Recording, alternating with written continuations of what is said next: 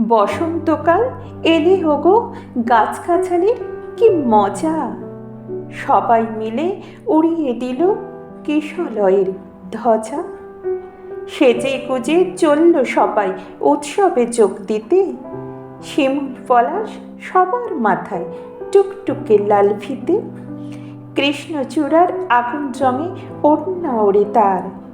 রাধাচূড়ার মতো আছে স্বর্ণকুঁড়ি কার।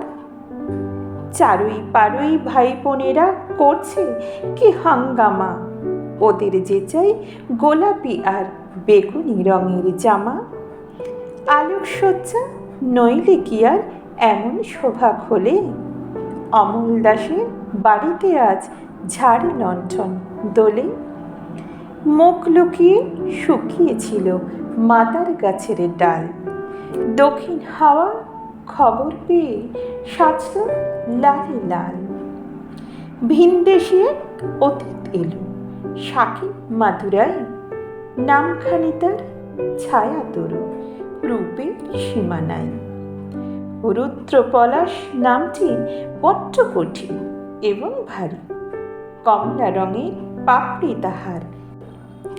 এমনই তরু নানা সাজে সেজেছে সকল গাছ।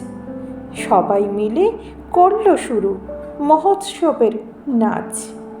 নাচে গানে খুশির টানে উঠল সবাই মেতে। কেউ দেখেনি দূরের মাঠে কে ছিল উৎপেতে।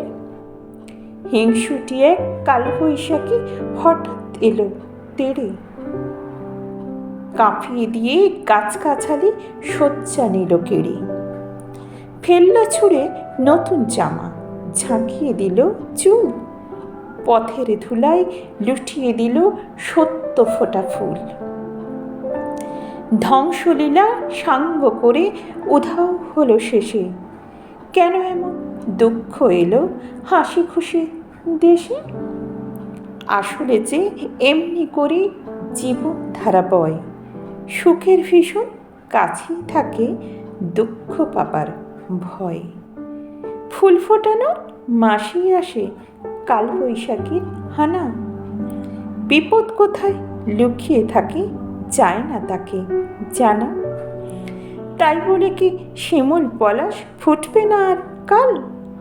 রাত পোহালি উঠবে ভোরে কৃষ্ণচূড়ার ডাল। হিংসুটে ঝড় আজকে যাদের হাত পা দিল ভেঙে।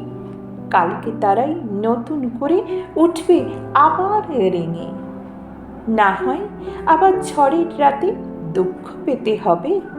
ফুল ফুটিয়ে যাবেই তারা বসন্ত উৎসবে।